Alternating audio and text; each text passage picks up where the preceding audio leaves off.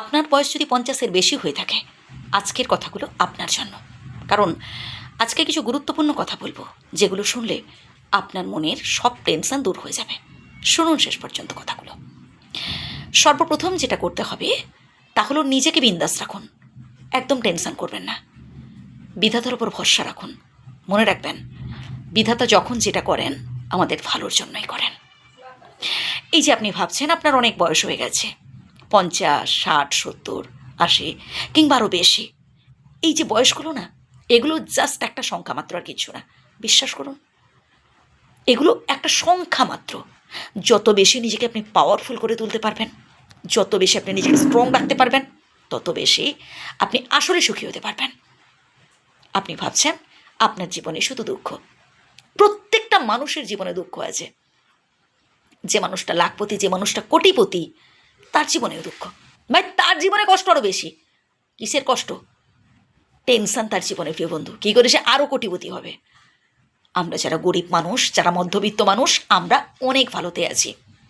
অল্পে সন্তুষ্ট হওয়ার কথা ভাবুন। বিধাতার কৃপায় আপনি যতটুকুন পেয়েছেন তাতেই বিন্দাস থাকুন না। যে যতটুকুন আপনার জন্য করে দিচ্ছে, ধন্যবাদ দিন তাকে, তাতেই খুশি থাকুন। নিজেকে বিন্দাস রাখতে হবে। সব সময় হাসি খুশি থাকার চেষ্টা করবেন।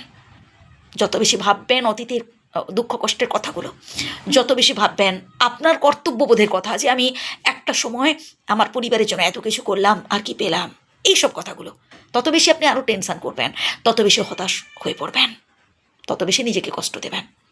তাই নিজের ভালোটা এবার থেকে বোঝার চেষ্টা করুন। নিজেকে গুরুত্ব দিন। আপনি আপনার বাড়ির কর্তা, আপনার কথাই হবে শেষ কথা। কেন অপরকে বেশি গুরুত্ব দিতে যাচ্ছেন নিজেকে গুরুত্বহীন করে? আপনি সিদ্ধান্ত নেবেন, যেটা আপনাকে দেওয়া হয়েছে, যে কাজটা আপনি স্বয়ং সিদ্ধান্ত নিন। আপনি যদি সবসময় অপরের উপর দায় সারা কাজ চাপিয়ে দেন, যে তোরা যেটা ভাববি সেটাই হবে, তোরা যে সিদ্ধান্ত নিবি তাতেই আমি রাজি, না প্রিয় বন্ধু, একটা সময় আপনাকে আর কেউ পাত্তাই দেবে না। আপনাকে আপনার পরিবারের লোকজন আর কেউ জিজ্ঞেসই করবে না। কারণ আপনি যদি বরাবর অপরের ওপর ছেড়ে দেন, যে তোরা যে সিদ্ধান্তটা নিবি তাতেই আমি রাজি, তাহলে আপনাকেই কষ্ট পেতে হবে।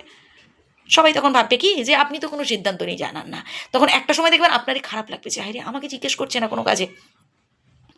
আবারও বলছি, আপনি আপনার বাড়ির কর্তা, আপনি আপনার বাড়ির ছাতার মতো। তাই নিজেকে মোটিভেট করুন, পজিটিভ চিন্তা করুন, নিজেকে এমনভাবে তৈরি করুন যাতে সবাই আপনাকে রেসপেক্ট করে। গুরুত্বহীন ভাববেন না, নিজেকে অবহেলা করবেন না। ভাববেন না যে আমার বয়স হয়ে গেছে, আমি আর কোনো সিদ্ধান্ত নিতে পারি না, আমার দ্বারা কোনো কিছু সম্ভব নয়। এটা একদম ভাববেন না। আর শেষে জাস্ট একটা কথা বলবো, তা হলো অল্প হলেও সঞ্চয় করে রাখুন নিজের জন্য। যতক্ষণ হাত পা চলছে কিছু কাজবাজ করুন এবং নিজের নামে অল্প হলেও সঞ্চয় করে রাখুন। কারণ ভবিষ্যতে আপনার এই অল্প সঞ্চিত অর্থই অনেক বড় কাজে লাগবে। ভালো থাকবেন, সুস্থ থাকবেন। ধন্যবাদ।